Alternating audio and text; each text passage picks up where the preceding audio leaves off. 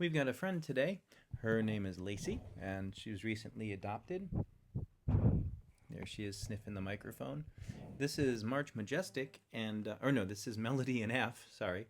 And I'll make sure that she doesn't obscure what we do here. She's pretty good at staying up around the ninth position.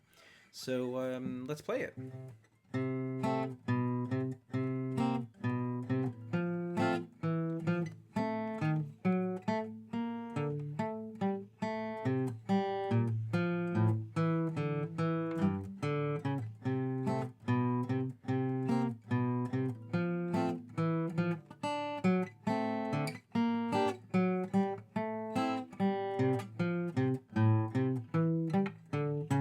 And ending 2 would be.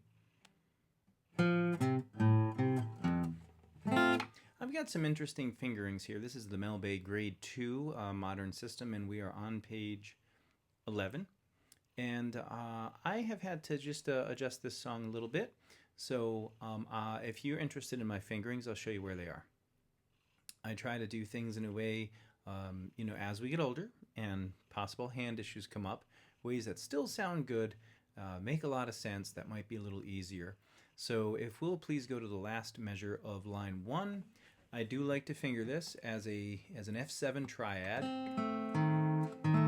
but because there's no root here, I kind of think of this as, say, an E-flat diminished chord.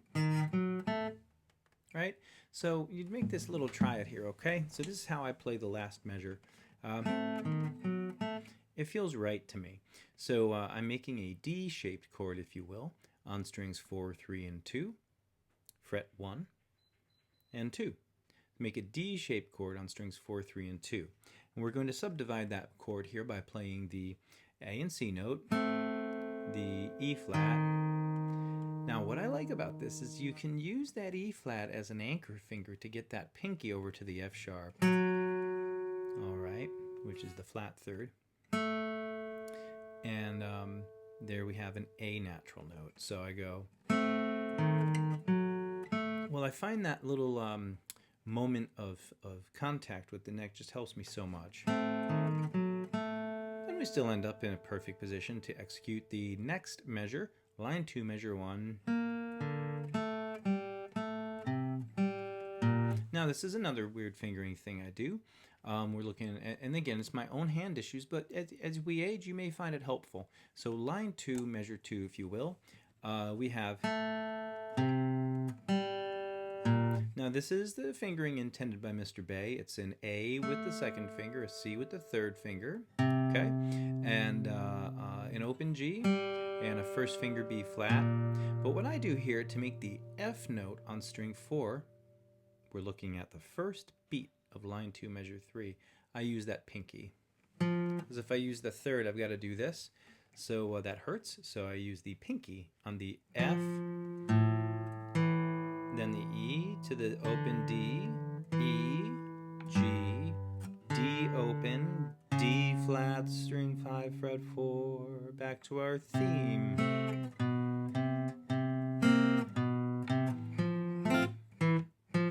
Let's look at line 3, measure 3, shall we? We are going to have to play it like this. String 2, fret 3, ring finger D. String 4, fret 4, F sharp pinky. Oh, just outlining a little bit of a D chord here. And then coming back to our main theme, like that, of a little F chord with a D in the bass. So we have. Now the next bit in the book has a misprint. It's indicating we should be playing this B flat chord with the third finger, and I don't know what he's intending. A hop over? Well, that really doesn't make any sense. So here's how I play it. I've played with many different ways of this. The one that makes the most sense to me is to play in third position. You're going to take your first finger and cover your bottom 3 strings at fret 3, and you're going to play string 3 pressed there at fret 3, that's the B flat, and slightly shift the weight of your finger over to the D and G. You're going to bring the second finger over to play the F sharp on string 4, fret 2. You're going to play the string 3 open, And right back to what you have, that open string. Perfect time to get back to first position. All right. So can we play the last two measures of line 3 together, please? All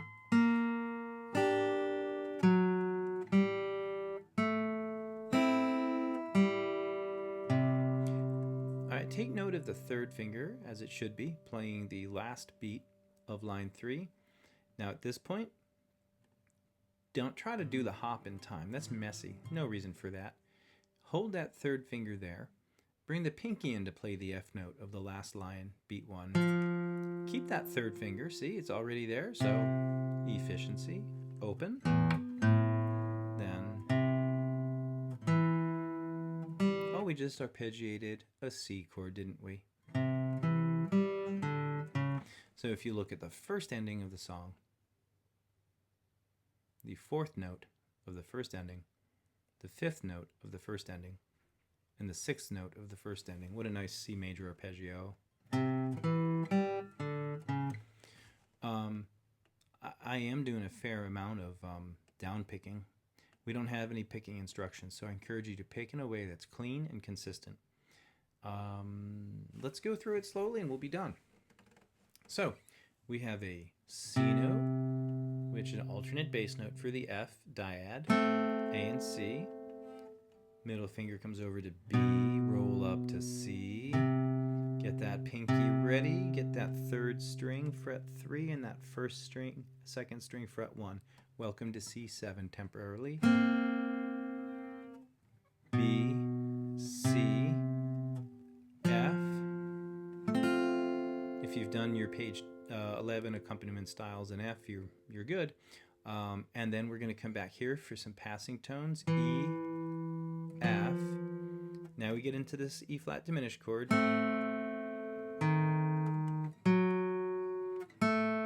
Line 2, please. Open G, open D. What a relief. A, open G, A. Reach over C. That's a little F chord there. Open G, B, B flat, F, pinky for me. Open A. E, D, E, G, D, D flat. So I encourage you to practice these in groups as follows. Okay, beginning of the song, first 3 themes. That's the first 3 sets of beamed eighth notes. Now let's play this.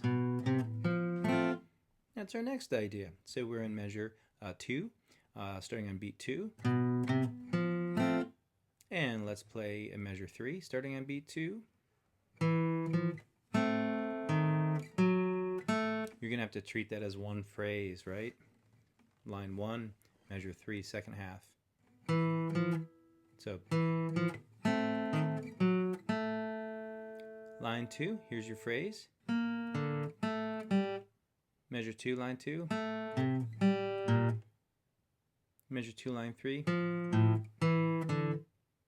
These are all phrases. Line 2, measure 4.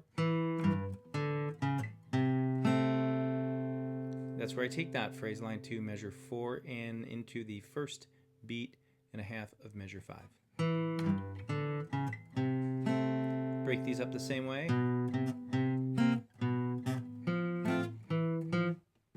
Line 3, measure 3, you're going to have to give special attention to getting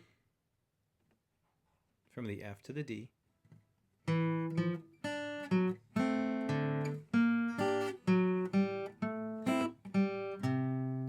Ending 2.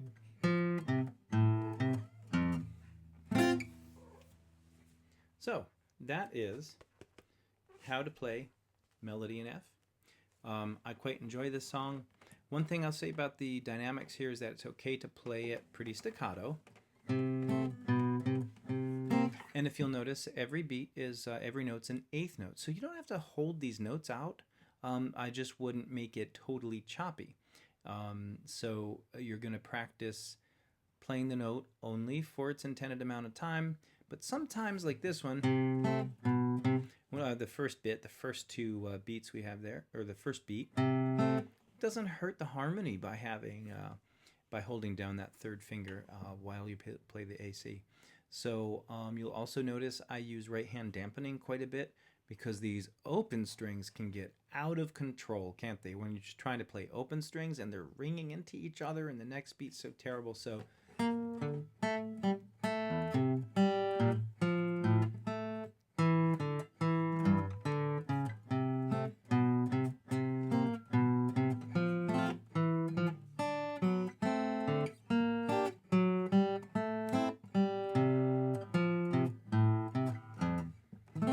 you'll notice in some places there I do just use the side here, the heel of the right hand, to palm mute and sometimes pet the cat. So I hope you've enjoyed this lesson. As always, post any questions in the comments below and I'm happy to assist any way that I can.